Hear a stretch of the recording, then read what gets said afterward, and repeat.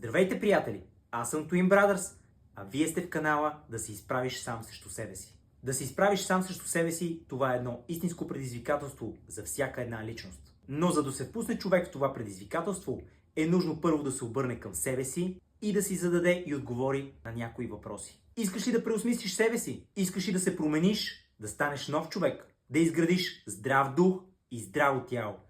Искаш ли да бъдеш сигурен в себе си и собствените си възможности? Тогава давай, просто го направи и предизвикай себе си. Но за това те чака здрава работа. Каляване на волята, духа и тялото. Желязна дисциплина и желание за живот. На мен, например, ми се живее, но за да живееш, ти е нужен здрав дух и здраво тяло. Какво означава да се изправиш сам срещу себе си? Съвсем простичко казано, да се изправиш сам срещу себе си означава да предизвикаш себе си в различни аспекти и направления от твоя собствен живот. Означава постоянно да се бориш с себе си, с мързела и с страховете си.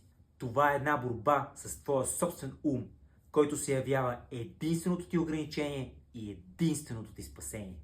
Да се изправиш сам срещу себе си и да се бориш с себе си е постоянно да се усъвършенстваш, да подобряваш собствените си умения и качества, чрез работа, самодисциплина и постоянство. Да поемеш отговорност за собствените си действия и решения. Да вземеш живота и здравето си в твоите ръце. Сам да започнеш да контролираш и управляваш собствените си емоции и реакции в различните ситуации от твоя собствен живот. А не просто да бъдеш подвластен на мързела, на лошите навици и просто да се носиш по течението и в крайна сметка напълно да загубиш контрол над твоя собствен живот.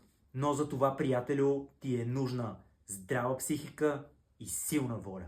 Да се бориш сам със себе си означава да се изправиш, да проявиш твърдост и воля, да преодоляваш всяка трудност и собствените си страхове, които са нещото, което ти пречи да се развиваш и да вървиш напред и само напред.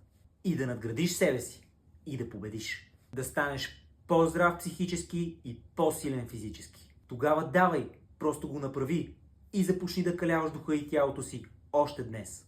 Абонирай се за канала сам срещу себе си и бъди победител. Последвай ме за следващото видео с насоки и предизвикателства за здрав дух и здраво тяло.